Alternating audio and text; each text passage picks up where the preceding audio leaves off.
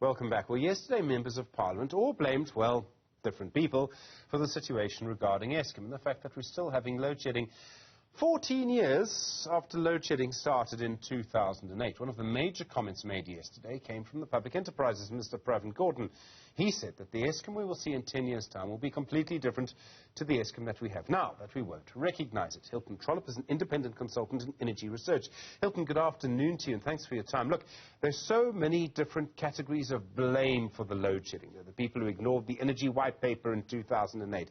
There are those who looted Eskom. We all know who they are.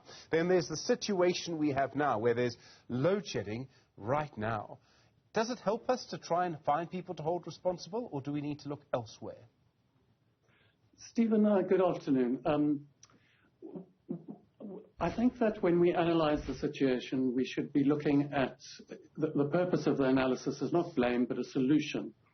And we can go back to the white paper, as you say, etc. But in essence, we have to look at government has to do what the law requires of it, and it has to avoid doing things that the law doesn't require of it. And quite simply, the Electricity Regulatory Act, Regulation Act of 2006, requires the Energy Minister to identify what is needed to be done to secure power, and then it gives him extraordinary powers. He then is, when he's analysed the situation and his department advises him, he's meant to issue a determination for power to be connected to the grid. He can have an IPP connected. He can tell Eskom that Eskom has to do it, and then Eskom has to do it. But equally, Eskom can't just build a power station, and neither can an IPP. So it starts with the minister. The minister issues the determination, and then the minister takes further steps, gets no such a license, whoever he is saying should put generation onto the system.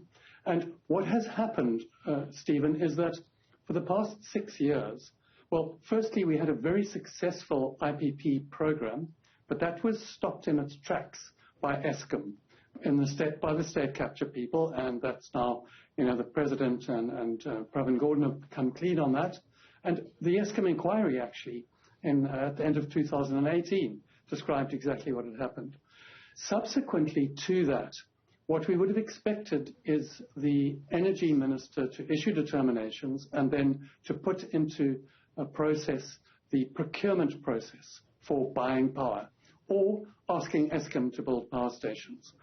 He hasn't asked Eskom to build power stations, and also the process of the IPP process. There was a failed coal process because I believe the Energy Department did not take the advice that coal was not financeable for IPPs, and then the renewable energy IPP process only got going again last year after a hiatus from 2015.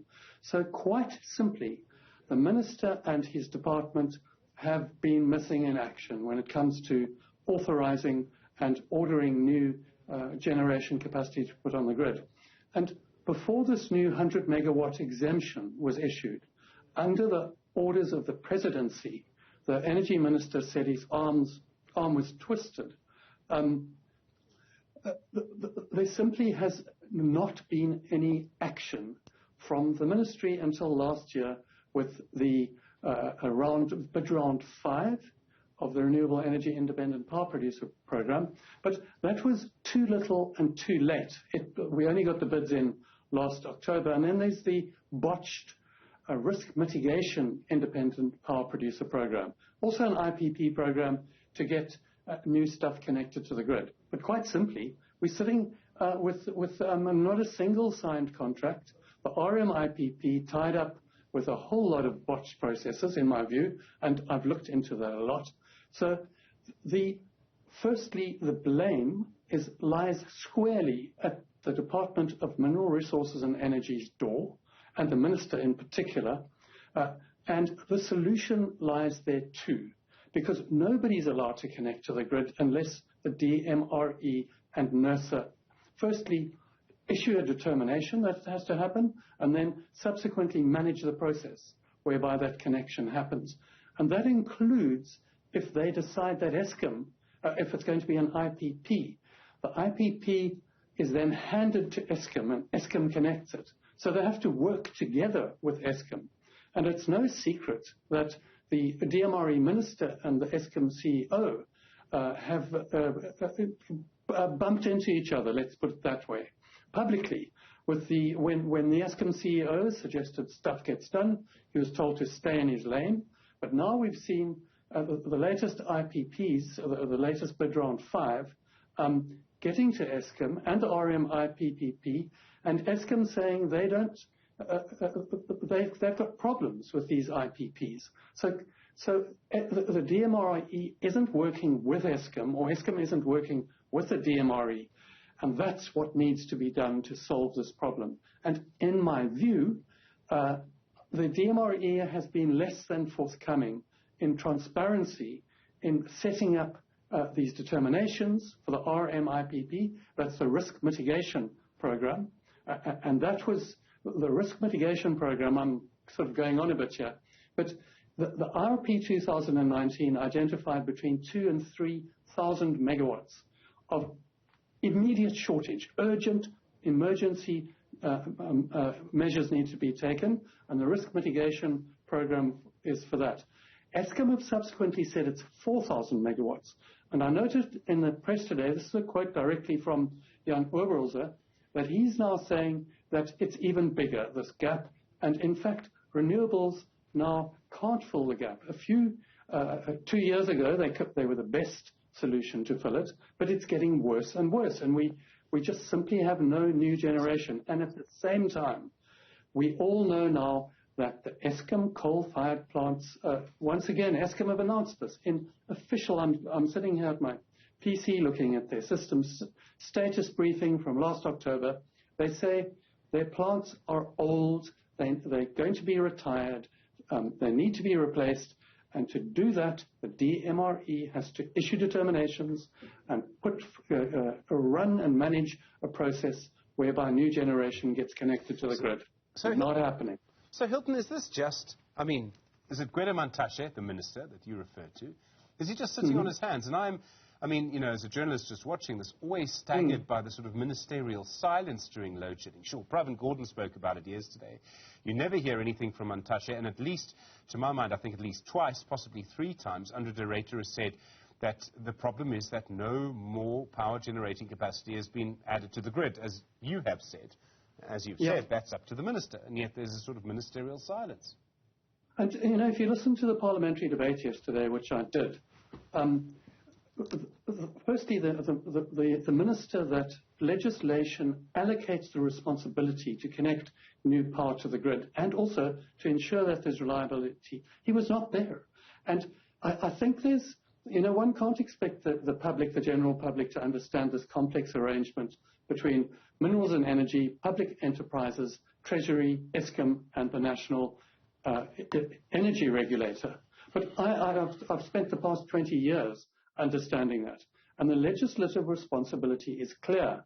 But the thing is, somehow or other, the minister's not at the parliamentary meeting, and we have people, there is, I think on the side of government, maybe it suits them sometimes to blame Eskom because they're the immediate supplier of power, whereas they know very well where things are stuck.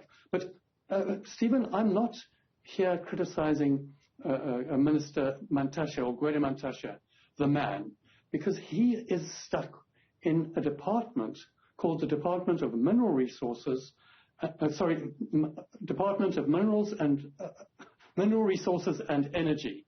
Now, mineral resources in South Africa, coal is our biggest export. It's central to minerals, and Gordhan Mantashe's job as that minister is to promote coal.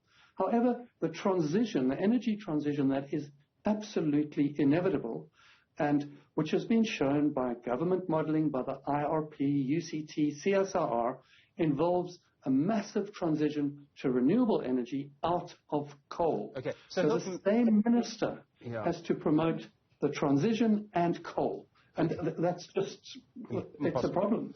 So then, what for you is the best possible solution in the shortest amount of time? And whenever I ask people this, I mean, depending on where they sit, some people will say power ships. I don't see you leaning that way, Hilton. We see some people suggesting that, no, what we need is to just basically plaster the country with solar panels. What's really important, though, as much as some people want to buy themselves out of the network, if we buy ourselves out of the network, rich people are not going to subsidize poorer people anymore, and we can't have that in this country. So then, to summarize my question, what is the best possible solution in the shortest amount of time? Okay. In the shortest amount of time, the Department of Mineral Resources and Energy must work closely with Eskom to unstick this latest bid round 5 for the REI PPP. There are a whole lot of preferred bidders, but they got stuck at contracting stage. Unstick that, find out what the problem is there. And if they can't, the presidency, Vulindlela, must jump on them like they did with the 100-megawatt thing, because we can't afford that little quarrel going on there. Then we must, bid window 6 must be brought forward, accelerated and expanded. Same with bid window 7, lots of RE onto the system. At the same time, this 100 megawatts exemption also seems to be stuck a bit at the department.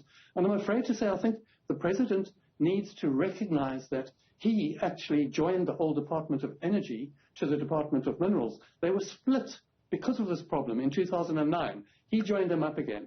He must take responsibility, realize Minister Mantashe has got an impossible job doing 2 contradictory things, recognize the seriousness of the electricity shortage, and fast-track the energy transition stuff in the department. And then while they're doing that, they should split that department again, because you can't have these 2 functions that contradict each other in the same department. It just makes things impossible. So what we'll be doing there is government driving the independent power producer program to connect utility scale stuff to the grid, freeing up this private sector thing with 100 megawatts. And then there's another thing as well. I think Eskom can be authorized and should be authorized to invest in its own renewable IPPs. It can do that. Right. It can run IPPs in the same way as the IPP office. I think it could be done transparently, and that's a whole additional avenue for getting new connections to the grid. And I think Hilton Trollip, we're going to have to ask for that. Yeah, Hilton, we're going to have to leave it there. Thank you very much indeed. Okay. Some very interesting ideas. Independent consultant in energy research. A lot to talk about there. Well.